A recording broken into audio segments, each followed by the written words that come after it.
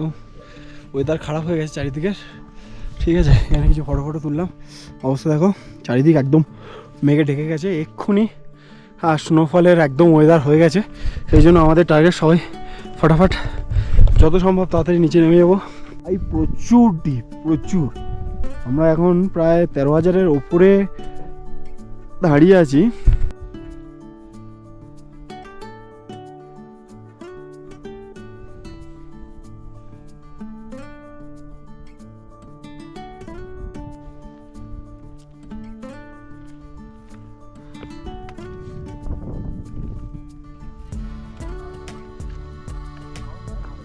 বেশ সুন্দর ছোট ছোট এরকমভাবে সবাই স্মৃতির জন্য রেখে গেছে এবং উইশ করে গেছে। ঠিক আছে, অমরনাথ কমপ্লিট করে নিলাম। একটা ছবি টবি স্মৃতির জন্য তুললাম, ভিডিও তো আছেই। আর এবার আমরা যাব হচ্ছে নেক্সট ডেস্টিনেশন চন্দ্রশিলা। ঠিক আছে, এইবার হচ্ছে এই চন্দ্রশিলা হচ্ছে এইবার একটু চ্যালেঞ্জিং। ঠিক আছে, তবুও কমপ্লিট তো করেই যাব। ঠিক আছে, বাড়ির সবাইকে একটুখানি ভিডিও কলিংয়ে দেখালাম, সেই জন্য একটু দেরি হলো। কিন্তু চলো, এবার নেক্সট হচ্ছে চন্দ্রশিলা। তুঙ্গনাথের হচ্ছে রাস্তাটা খানিকটা হলেও বাঁধানো ছিল, এখন আর রোড নেই। ঠিক আছে, এটা সব ওই পাহাড়ের কেটে যা আছে রোড সেই। এবার হচ্ছে এক্সট্রিম অ্যাডভেঞ্চার। পাহাড় দেখো একদম পুরো খাড়াই। ঠিক আছে, বুঝতে পারছো, ওইখান থেকে যাচ্ছে আবার ওইখান থেকে উপরে। ঠিক আছে, একদম পাহাড়ের রাস্তার গায়ে দিয়ে মারাত্মক ডেঞ্জারাস। ঠিক আছে, রাস্তার সাইডটা দেখো একদম, ঠিক আছে, মারাত্মক রিক্সি জায়গা একদম, আর খাড়াই প্রচুর। চলো আস্তে আস্তে যাবো, ধীরে ধীরে ছোট ছোট স্টেপ নিয়ে। তুঙ্গনাথ যখন কমপ্লিট হয়ে গেছে, একটা কমপ্লিট, আর তো কমপ্লিট করেই যাও।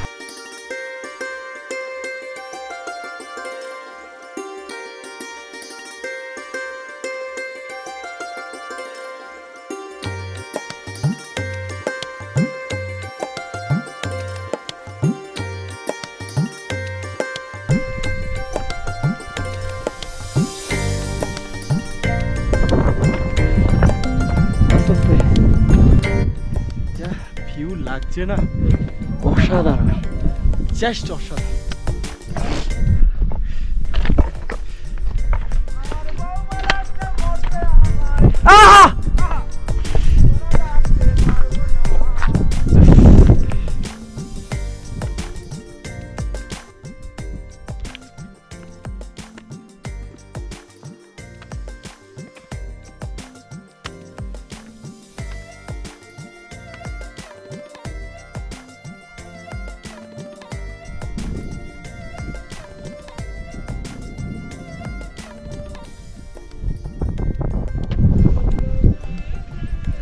ওই যে দেখা যাচ্ছে চন্দ্রশিলা, আর প্রায় কমপ্লিট করে ফেলেছি। ঠিক আছে, এটা উপরটা পুরোটাই ভ্যালি, এর ওপরে একদম পাহাড়ের গায়ে। ঠিক আছে, মারাত্মক স্টেপ, কোনো রাস্তা নেই।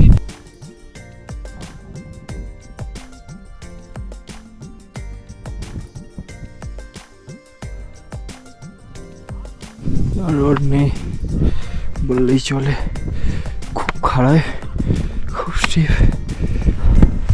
অবস্থা, আস্তে আস্তে খারাপ হয়ে যাচ্ছে। ঠিক আছে, কিন্তু হার মানবো না, আস্তে আস্তে আস্তে আস্তে কমপ্লিট তো করবোই। ও কিও কলঙ্কিনী রাধা, কদম ডালে বসিয়া আস কানুহা রামজাদা মায় তুই আর একটুখানি বাকি আছে, আমরা আমাদের থেকে আর একটুখানি দূরেতে আছি। চলো, এখন যে জায়গাটা এসে পৌঁছেছি, এখানকার ভিউটা কতটা আসছে ক্যামেরা যায় না, কিন্তু সত্যি বন্ধুরা মানে চোখ জুড়ানো ভিউ, অসাধারণ লাগছে। জাস্ট এই হচ্ছে আমাদের চন্দ্রশিলা পিক, ঠিক আছে। We did it. পুরো খুব কষ্ট হচ্ছে কিন্তু মস্ত লাগছে। চারিদিকে সৌন্দর্য অসাধারণ, জাস্ট অসাধারণ, জাস্ট অসাধারণ।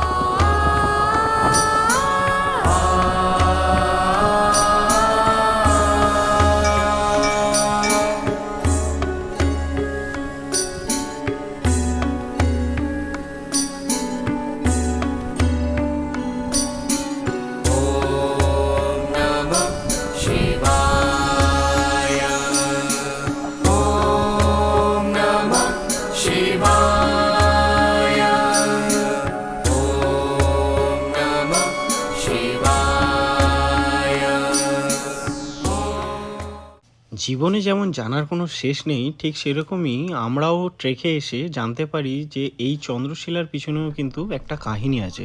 পুরাণ মতে রাবণ ছিল মহাদেবের একনিষ্ঠ ভক্ত। সেই রাবণের ধ্বংসের জন্য শ্রীরাম এখানে বসে তপস্যা করেছিল মহাদেবের উদ্দেশ্যে।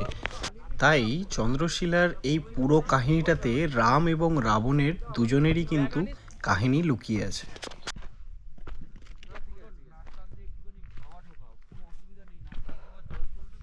বেশ সুন্দর ছোট ছোট এরকমভাবে সবাই স্মৃতির জন্য রেখে গেছে এবং উইশ করে গেছে, ঠিক আছে। এই জায়গায় এরকম পিক জায়গায় এই চন্দ্রশিলাতেই এখানে রাম তপস্যা করেছিল, ঠিক আছে। তাই জন্য এখানে রাম আর রাবণের দুজনকে নিয়েই কিন্তু এই চন্দ্রশিলার কাহিনী, ঠিক আছে। আর রইল আশেপাশের ভিউ অসাধারণ, মানে ক্যামেরায় সেরকম ফিল সত্যিই করানো যাবে না। অপূর্ব সুন্দর দৃশ্য, কিন্তু অপূর্ব সুন্দর দেখতে লাগছে জায়গাটা। মানে এত উপরে যে আমরা উঠে গেছি, বা অসুবিধা হচ্ছে এত কষ্ট করে উঠেছি, মানুষ না এলে, তোমরা না এলে না বুঝবে না যে কত কষ্টের পর এখানে আমরা পৌঁছেছি, ঠিক আছে। একটা গলু শুয়ে আছে, ঠিক আছে। গলু